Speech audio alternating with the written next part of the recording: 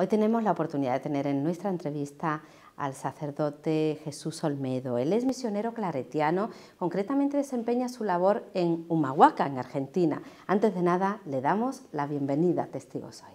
Muchísimas gracias por invitarme, ¿verdad? Y creo que es bueno compartir las experiencias nuestras allá en Humahuaca. ¿De dónde le viene a usted este querer ser misionero y por qué? Pues mira, yo estuve los últimos años del bachillerato, ¿no? Quinto, sexto y el preuniversitario en el Colegio Claret de Sevilla, ¿no? Que son misioneros claretianos. Pero yo cuando sentí la vocación fue recorriendo desde los jóvenes del Claret, íbamos a visitar, por supuesto, algunos barrios fuera de Sevilla. El Basi, por ejemplo. En los años 57, 58 íbamos jóvenes a visitar a la familia y yo vi la pobreza ya en carne viva, ¿no? También una zona que había en Heliópolis y bueno, ahí empecé. Pero yo empecé a estudiar mi carrera incluso de arquitectura técnica, pero en un retiro espiritual que vino un claretiano, ¿no? Pues me habló y habló a todos y yo sentí la voz de Dios. Y termino, yo no pensaba y mi familia tampoco. Y cuando yo se lo dije a mi madre, dice, pues yo nunca he pensado que tú ibas a ser curita. Y bueno, pues mira, parece que sí. Tú verás, pero que sepas que si no es tu camino, aquí tienes tu casa. Y ahí fue todo. Y me fui al noviciado de los claretianos. ¿Y por qué Argentina, Jesús? Porque en el Concilio Vaticano II se habló del tema de una zona muy marginal de Argentina, que es esta, que es la Puna Argentina, cerca de los Andes, precordillera de los Andes, donde nadie quería ir nadie. Había 3 padrecitos, incluso alemanes, y había pues 35.000 kilómetros cuadrados que recorrer, zona misionera. Entonces pidieron, el obispo que estaba más cerca, que era Jujuy, misioneros para atender esa zona. Los claretianos, que somos misioneros, lo aceptaron. Pidieron voluntarios, yo terminé mi carrera justo al año 71 y ahí nomás me fui ya para Argentina. Jesús, la labor que ustedes realizan allí, los misioneros claretianos, tienen varios frentes. Cuéntenos. Sí, mira, tenemos, por supuesto, 5 centros urbanos que llamamos, bueno, urbanos relativamente, ¿no? Pero tenemos que atender 200 comunidades campesinas de la raza Colla, ¿entiendes o no? Y aparte de la cuestión religiosa, porque ellos son muy religiosos, yo siempre lo digo, cuando fuimos allá con 26 años que tenía yo, pensamos que nos íbamos a comer el mundo y fuimos evangelizados por ellos. ¿Entiendes? Entonces el tema religioso lo teníamos resuelto dándoles un poquito más de formación, pero lo que ahí hincamos el diente en el tema social, porque había mucha injusticia, había mucha hambre y había mucha marginación de este pueblo y de estos collas. ¿De qué manera se ha implicado usted en esa lucha social? Bueno, integralmente en 3 cosas, que lo hemos hecho todos los misioneros con el obispo Pedro, que es el que nos ha dado fuerza para esto hacerlo. Primero, la ayuda solidaria, ¿verdad? Que los comedores, que hemos hecho mucho, el tema, por ejemplo, de ayudar en los barrios, y luego los proyectos, que en La Quiaca, por decirte alguno, hemos hecho proyectos, por ejemplo, de artesanía. La gente que quería trabajar y vivir de su trabajo, le conseguíamos, por supuesto, los talleres, todo para hacer artesanía. Y esto es un proyecto muy lindo que hicimos. Otro proyecto era, por ejemplo, atención a los ancianos en sus casas, porque no lo hacía el gobierno, también nosotros lo hicimos. Y luego, para mí muy importante, la lucha social, porque este pueblo marginado, arrinconado y olvidado de los gobiernos, incluso de la sociedad argentina, que no les reconocían casi como argentinos, eran collas, eran bolivianos. Nosotros con ellos empezamos a organizar los desocupados, los parados aquí en España, y ahí empezamos la lucha. E incluso hacíamos marcha, llegamos a hablar con el presidente, recuerdo que nos echaron una vez de la catedral porque fuimos a ver la catedral, porque eran morenitos la gente de allá, etcétera, etcétera. Hemos hecho cortes de ruta, que llaman allá también ellos, el puente internacional también lo hemos parado varias veces, para conseguir la justicia de este pueblo. ¿Eso le ha significado a usted el estar perseguido, incluso expulsado del país? Sí, efectivamente, cuando el golpe militar, ¿entiendes? Pues lo que a mí ya no me pude resistir fue que una chica pasaba por el puente internacional y estaba embarazada, ¿no? Y cuando pasaba, uno de los que cuidaba la frontera, ¿verdad?, de un cuerpo paramilitar, que ya vas ahí, ¿no? Y era el niño.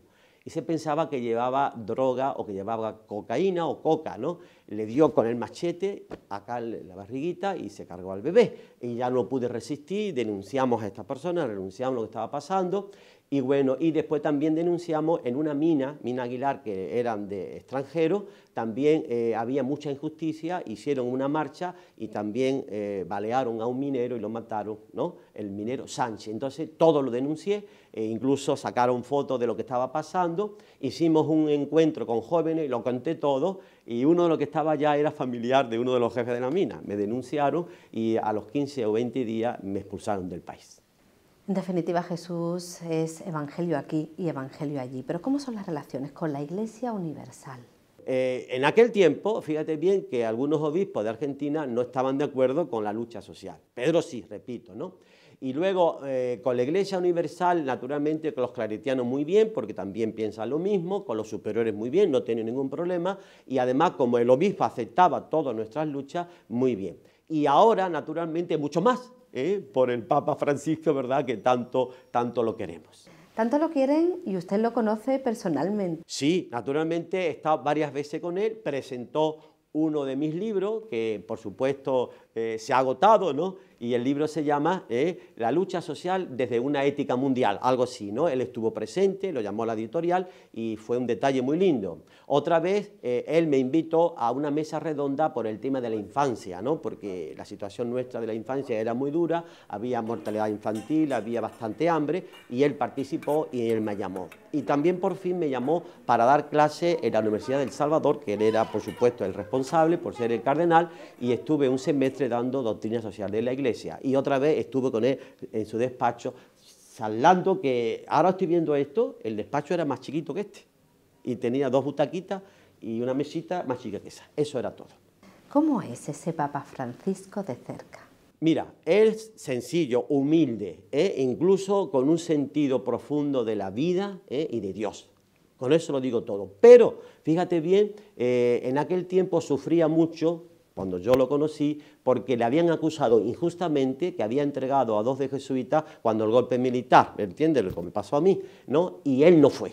El hombre se las aguantó, y algunos periodistas los criticaban por la radio, por la tele, por la prensa escrita, le dieron con un caño, ¿no? Por eso él un poquito huía a la prensa, ¿no? Y aparecía que era reacio, no, era muy humilde y muy sencillo, pero también un hombre que no quería aparecer, ¿entiendes? Pero naturalmente iba a todas partes caminando, eso como ya lo saben ustedes. Ahora bien, todo lo que él ha sacado ahora de Papa, ¿no? Esa sonrisa, esa ternura, ese encuentro, ese abrazar a todo el mundo, ¿no? Eso ahora lo lleva su misión y además la fuerza del Espíritu Santo, que naturalmente la tiene, ¿no? Y creo que esto es lo que a la gente le ha gustado más. Y la frase que él dice, yo ya lo estoy diciendo en la misa, él quiere una iglesia pobre y humilde al servicio de los pobres.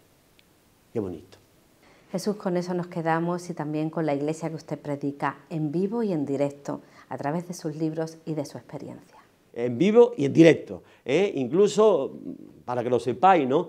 Cosa extraña, allí a nuestra zona han ido un montón de canales, de televisiones. ¿Por qué? Porque veían donde la gente luchaba por su dignidad, ¿no? Incluso han ido televisiones muy importantes. Y la última, la que yo recuerdo, fue una vez que hicimos unas crucifixiones para llamar la atención de la lucha que estábamos haciendo, ¿no?